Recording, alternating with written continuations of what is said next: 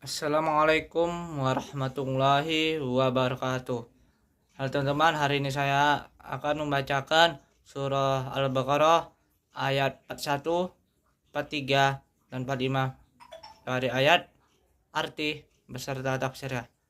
A'udzubillahi minasyaitonirrajim. Bismillahirrahmanirrahim.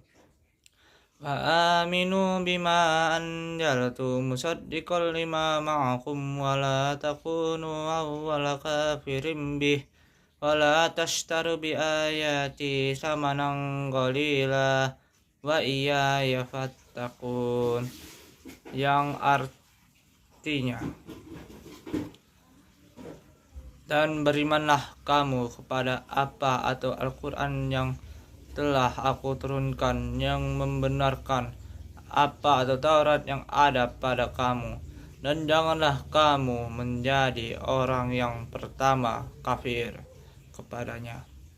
Janganlah kamu jual ayat-ayatku dengan harga murah, dan bertakwalah hanya kepadaku. Tafsirnya. Poin pertama, dalam ayat ini terdapat dua macam perintah Allah dan larangan yang ditujukan kepada Bani Israel, yaitu A. Agar mereka beriman kepada Al-Quran dan diwahyukan oleh Allah kepada Nabi Muhammad SAW, Rasul terakhir yang diutus Allah kepada seluruh umat manusia. B. Agar mereka jangan tergesa-gesa mengingkari Al-Quran sehingga mereka menjadi orang yang pertama-tama mengingkarinya. C. Agar mereka jangan menjual ayat-ayat Allah dengan harga yang sedikit. Maksudnya, agar mereka jangan berpaling meninggalkan petunjuk Al-Quran untuk mengejar keuntungan yang sedikit berupa harta ataupun pangkat. D. Agar mereka bertakwa hanya kepada Allah semata, yaitu dengan beriman kepadanya, serta mengikuti yang benar dan meninggalkan kelezatan duniawi apabila ternyata kelezatan duniawi itu menghalang perbuatan dan pekerjaan untuk mencapai kebahagiaan di akhirat kelak. Poin 2. Tuntunan pada ayat di atas dipertegas lagi dan mengajak mereka memeluk Islam yang dibawa oleh Nabi Muhammad, dan berimanlah kamu kepada apa, yakni Al-Quran yang telah aku turunkan kepada Nabi Muhammad, yang membenarkan apa, yakni Taurat, Zabur, dan lain-lain yang ada pada kamu. 3. Janganlah kamu menjadi orang yang pertama, yakni yang paling gigih dan paling keras mengingkari dan kafir kepadanya. Janganlah kamu jual, campakkan, atau tukar ayat-ayatku dengan kemegahan duniawi dan dengan harga yang pada hakikatnya murah walaupun tampaknya mahal, dan beriman dan bertakwalah hanya kepadaku, sebab dengan itu kamu akan dapat menjalankan perintahku dengan meninggalkan laranganku, sehingga kamu tidak terjerumus dalam kesesatan.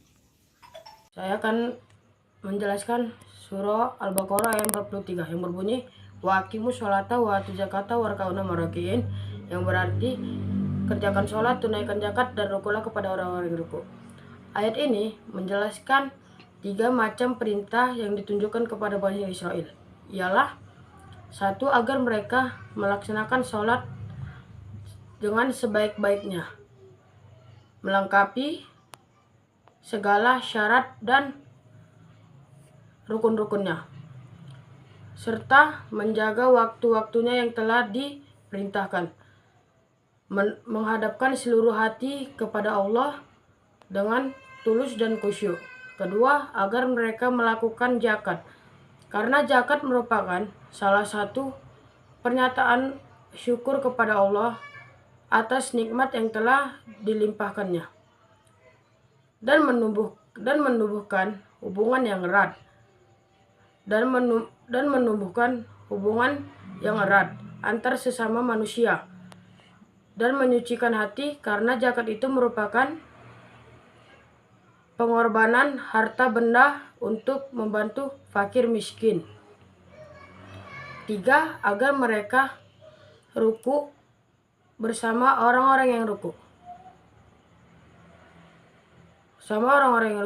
Maksudnya ialah agar mereka masuk Islam dan melaksanakan sholat berjamaah seperti hanya kaum muslimin. Kita telah mengetahui bahwa sholat menurut agama Islam terdiri dari bermacam-macam gerakan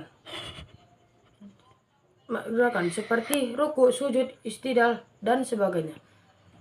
Menekanan ibadah umat Islam agar menunaikan sholat dengan syarat yang diajarkan Rasulullah. Wasta'inu bis-sabri was-salat wa innaha lakabiratan illa 'alal khashiin. Memohonlah pertolongan kepada Allah dengan sabar dan salat.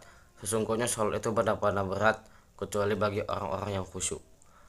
Allah memberikan bimbingan kepada mereka menuju jalan yang paling baik, yaitu agar mereka memohon pertolongan kepada Allah dengan sabar dan salat. Yang dimaksud dengan sabar di sini ialah sikap dan perilaku sebagai berikut. Tabah menghadapi kenyataan yang terjadi, tidak panik, tapi tetap mampu mengendalikan emosi. Dengan tenang menerima kenyataan dan memikirkan mengapa hal itu terjadi, apa sebabnya, dan bagaimana cara mengatasinya dengan sebaik-baiknya. Dengan tenang dan penuh perhitungan serta tawakal melakukan perbaikan dengan menghindari sebab-sebab kegagalan dan melakukan antisipasi secara lebih tepat berdasarkan pengalaman. Bersikap sabar berarti mengikuti perintah-perintah Allah dan menjauhkan diri dari larangan-larangannya dengan cara mengekang syahwat dan hawa nafsu dari semua perbuatan yang terlarang.